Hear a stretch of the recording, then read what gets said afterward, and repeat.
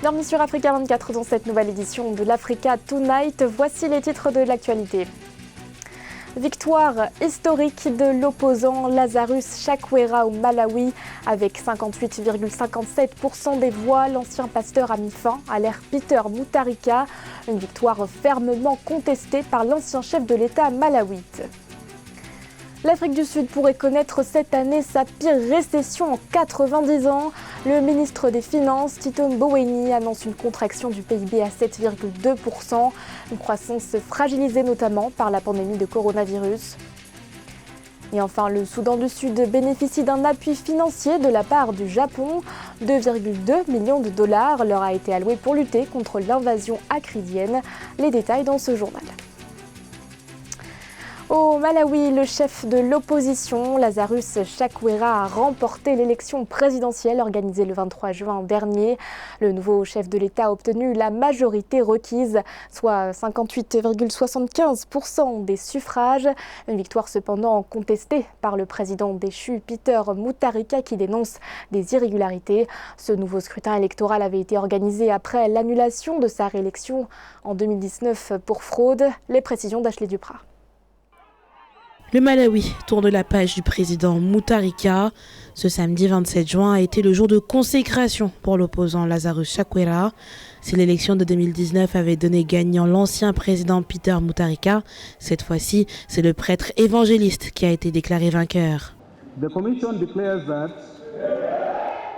La commission déclare que Lazarus Chakwera, le candidat qui a obtenu 58,57% des voix, a atteint la majorité requise de l'électorat comme indiqué dans le deuxième calendrier et est dûment élu président de la République du Malawi.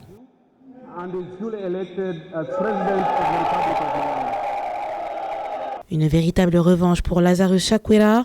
Celui qui était jusque-là le principal opposant avait essuyé une succession de défaites.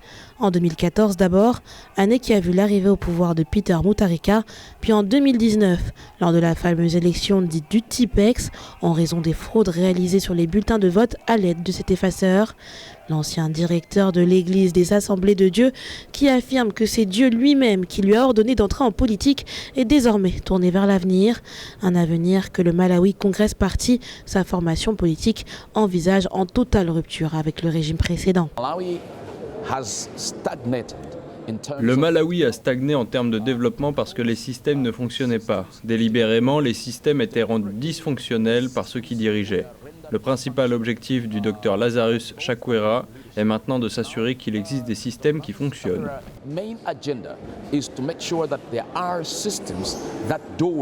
De son côté, le président sortant Peter Mutharika n'en démord pas. Dès les premières estimations de vote, l'ancien chef de l'État est monté au créneau pour contester les résultats dans un premier temps, puis des irrégularités. Reste à voir si la justice du pays entendra ces réclamations. Et sachez que le président fraîchement élu, Lazarus Chakwera, a prêté serment ce dimanche 28 juin. Une cérémonie officielle qui s'est déroulée au Parlement de Lilongwe. Les effets économiques de la crise sanitaire continuent d'impacter les prévisions budgétaires de l'Afrique du Sud. Le pays pourrait connaître au terme de l'année 2020 sa plus forte récession économique en 90 ans. Une information divulguée par le ministre des Finances, Tito Mboweni, qui a également affirmé que, je cite, le PIB de l'Afrique du Sud devrait se contracter de 7,2% en 2020 à Meneji. L'Afrique du Sud pourrait enregistrer sa plus forte récession économique jamais observée depuis 90 ans. Le ministre sud-africain des Finances Tito Mboweni évoque une contraction de 7,2% du produit intérieur brut national au cours de l'année 2020. Une prévision annoncée à l'occasion de la présentation de son projet de budget révisé en présence du Parlement. La hausse des prix des produits de base et la baisse du prix du pétrole ont atténué le coût. Même si, en tant que petite économie ouverte tributaire des exportations, nous avons été durement touchés par l'effondrement de la demande mondiale et les restrictions à l'activité économique. Pour pallier la continuité de ces effets néfastes et procéder à un redressement d'une économie presque en chute, le gouvernement sud-africain a établi un projet de budget de 500 milliards de rands, environ 28,6 milliards de dollars. Les dépenses seront réduites, des ajustements seront faits et des fonds attribués au secteur prioritaire. Les prévisions des institutions à l'égard du comportement des économies africaines tient compte du degré de dépendance, ou si vous voulez, du degré d'extraversion des économies africaines vis-à-vis du marché mondial, de la possibilité d'éviter cette catastrophe. Toutefois, selon le ministère des Finances, bien que les scénarios décrits dans ce budget d'ajustement s'inscrivent dans une logique de ressortir les résultats potentiels des politiques, les projections peuvent changer considérablement au cours des prochains mois. Pour limiter la propagation du coronavirus, la Côte d'Ivoire a commandé 274 millions de masques pour répondre à la demande nationale. En parallèle, plusieurs entrepreneurs locaux se sont lancés dans la production de masques. C'est le cas notamment de Roger Bango. Ce styliste ivoirien détient une petite usine où 72 personnes se consacrent à leur fabrication. Un reportage de notre correspondant Olivier Conan. Vers la fabrication des masques à grande échelle en Côte d'Ivoire.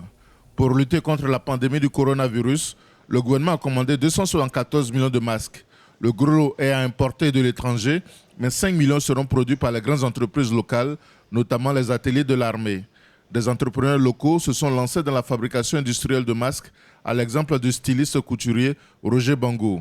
Sa petite unité de production emploie 72 personnes dédiées à la fabrication des masques, outil de lutte contre la pandémie. Cette usine de production produit de 8 000 à 10 000 pièces jour. Alors nous produisons des masques barrières homologués type AFNOR. Chaque jour, nous produisons entre 7 000, 8 000 et 10 000 pièces jour. Ça dépend du tissu, ça dépend de la matière et tout ça. L'entreprise a la capacité d'augmenter rapidement sa production pour faire face à la demande. Cependant, à l'instar de nombreuses PME, petites et moyennes entreprises, Roger Bango ne bénéficie pas encore de la confiance des autorités pour décrocher des contrats. On a quelques inquiétudes, il faut le dire, parce que depuis, c'est vrai que nous avons été visités par le ministre et tout ça. Nous avons eu pas mal de promesses, mais jusque-là, nous n'avons pas encore eu une commande ferme. Donc nous essayons de travailler pour les particuliers et pour les pays de la sous-région. Mais aujourd'hui, on n'a pas encore de commande ferme du gouvernement ivoirien. En rappel, le gouvernement a déjà réceptionné et distribué plus de 52 millions de masques. Les PME nationales souhaitent participer à la lutte contre le Covid-19 en produisant les masques en Côte d'Ivoire.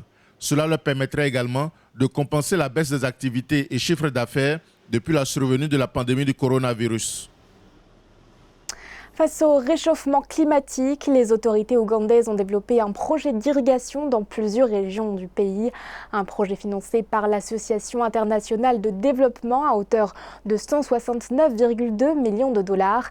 Un appui financier qui permettra aux zones rurales de bénéficier de nouveaux systèmes d'irrigation pour ainsi dynamiser le secteur agricole. Les précisions de Nelly Claude Bessard.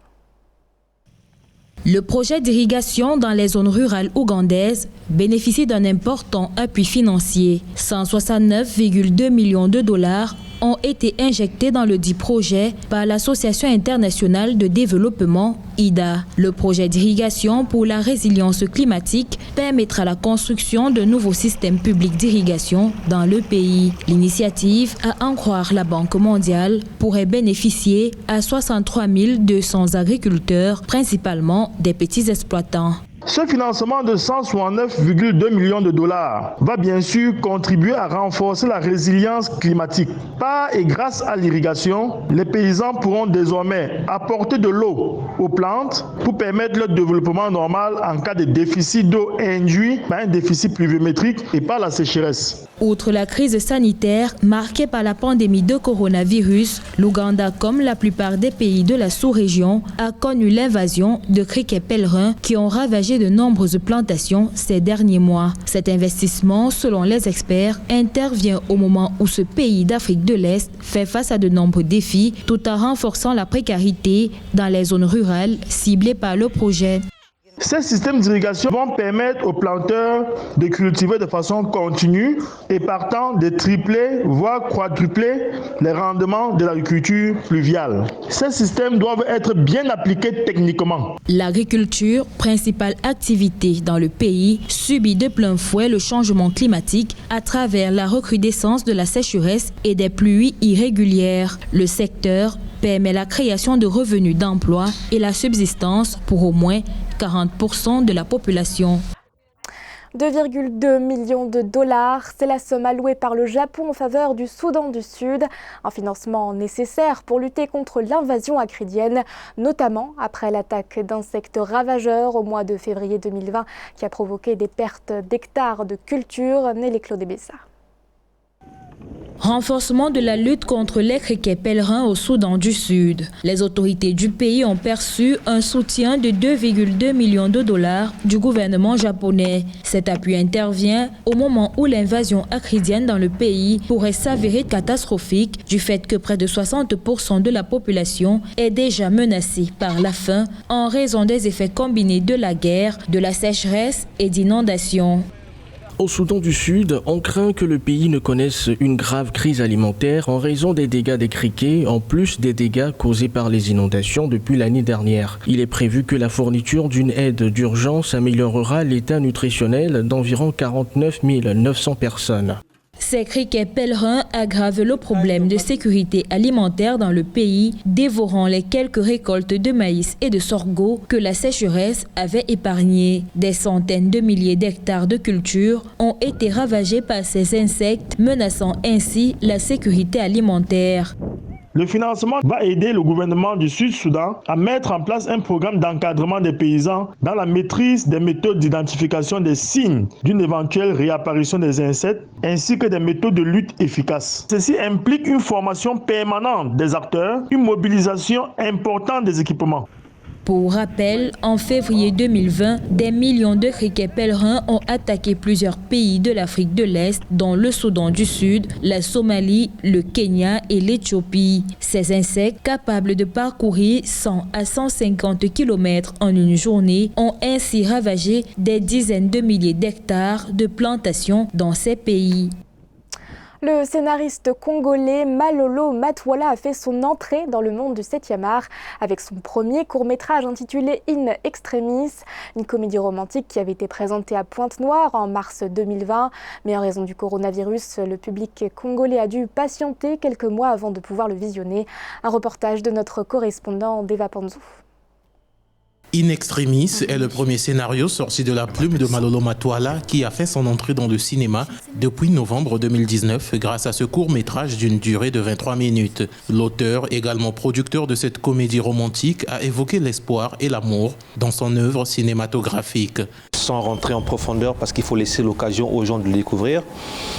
C'est une personne qui décide de se donner la mort parce qu'elle a été trahie par sa fiancée. Et juste avant que la personne ne se décide à se faire du mal, il y a son téléphone qui sonne, c'est une inconnue qui appelle. Et au cours de cet échange-là, il va se dire des choses qui vont influencer la décision finale de la personne. Donc c'est un film plein de suspense en fait. Le tournage de ce court-métrage s'est achevé en septembre 2019 et le film est prêt depuis le mois de novembre 2019. Présenté en avant-première à Pointe-Noire en mars 2020, une semaine avant le confinement de la population, In Extremis n'a pu être présenté au public de Brazzaville. Les amoureux du 7e art, déjà ceux de Pointe-Noire avaient eu l'occasion de regarder In Extremis, c'était avant le confinement.